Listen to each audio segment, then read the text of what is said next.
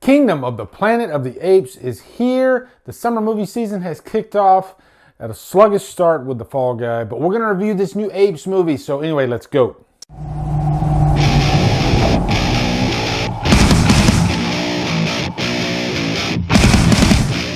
Kingdom of the Planet of the Apes stars Freya Allen, Owen Teague, and is directed by Wes Ball. What's up, guys? Welcome to a brand new 2024 review, Kingdom of the Planet of the Apes. We just finished up the trilogy a few years ago. I think that might have been what, like 2016, something like that. I can't even remember. I'll have to look it up. But yeah, it feels like just yesterday, though. I guess that's what I'm trying to say. There was this character in the movie, the main character named Noah, that looks very similar to Caesar. And I don't know if that was intentional or not. I'm not going to go into any kind of spoilers in this review. This will be a spoiler-free review.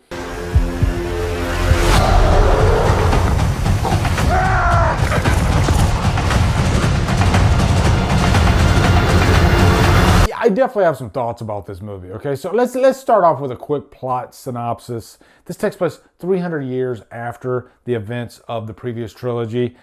One thing I did like about this, though, is that Caesar, I guess his spirit, his teachings, is a major presence in this movie.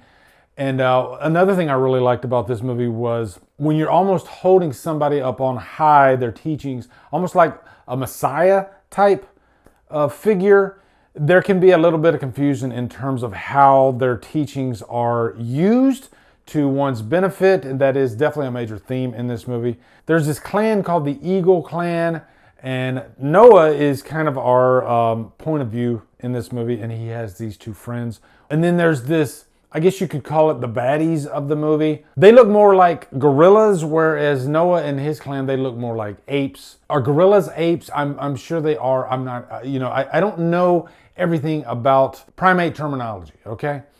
But let's just say that the baddies, they look a little different. They look almost like King Kong compared to the good guys in this. Humans, they're pretty much gone back to like the Neanderthal times. It feels like it because of the virus that happened. And the virus made the apes smarter, but it made the humans more primitive. But then there's this character by the name of May that comes along, played by Freya Allen. And she's a big question mark throughout the movie. She's definitely more on the intelligent side of things, but she's smart, she's crafty, she doesn't trust really anybody. And that does make for a very fun and interesting character throughout. I'll even say she makes some decisions throughout this movie that definitely keep you on your toes. And if you're thinking that she's going to go one way, she might end up going the other way. And I'll even say that you might not agree with everything she does in this movie. And I think that is a good thing about this movie because there's a lot of confusion. The humans are starting over again.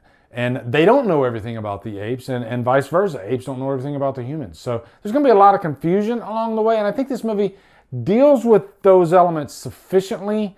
But I do think from a script standpoint and a story standpoint, it does feel a little bit thin throughout, meaning that I wanted the movie to actually delve a little bit deeper into certain characters, because the good thing about doing that is that you kind of identify with them much more.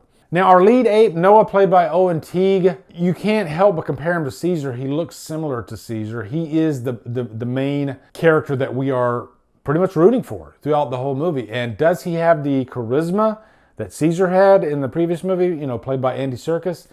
Absolutely not. I don't think you want this character to, be Caesar. No, he definitely has to have his own journey. But like I said earlier, it just kind of felt thin along the way. And there's this one moment in the movie where it feels like, okay, now we're actually going to rise, and become a leader. And they even set it up for Noah to do that. But it doesn't really live up to those expectations. And I just don't think it pans out on screen like you would want it to. And remember in like Rise of the Planet of the Apes, Caesar's journey is one of the greatest character arcs I think I've ever seen. And that just made Caesar one of the greatest characters of probably the last, 10, 15 years. You couldn't help but love watching every step of the way. And there was that pivotal moment in that movie where he speaks for the first time. Take your stinking paw off me, you damn dirty ape! No! And I remember when I saw that movie, the entire audience just gasped. Everything had built up to that. This movie doesn't really have any of that. It feels like it wants to do that, but it just doesn't. And that might come down to the direction. I know Wes Ball, he directed the Maze Runner movies, and they're okay. I think the previous 3 movies are directed much better. The story is fleshed out much better. But to the movie's benefit, it does get better along the way. I think it is a little slow moving at times, and I think it is too long. But at least the best stuff is in the second half.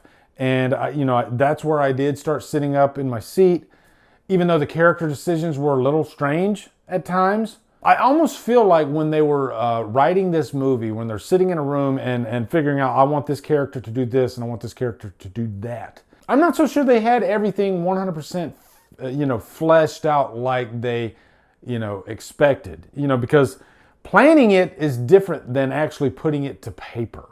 And my biggest problem with this movie, I think, is really the handling of the characters throughout. They do feel kind of thin, even though it does feel epic.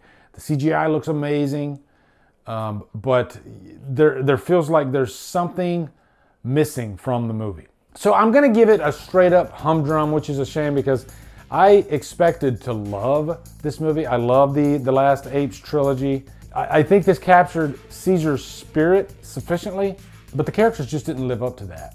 So yeah, that's my review for Kingdom of the Planet of the Apes. I want to know what you guys think in the comments. I'm really curious to see what the mass reception of this movie will be, because I have no idea. Also, be sure to come over to Killer Flicks, where we talk horror all day and every day. On Fridays, we do Free for Fridays. Follow me at Drumdums on my socials. Support me on Patreon. Buy me a coffee. Guys, thank you so much for watching. Have a good day. Drumdum out.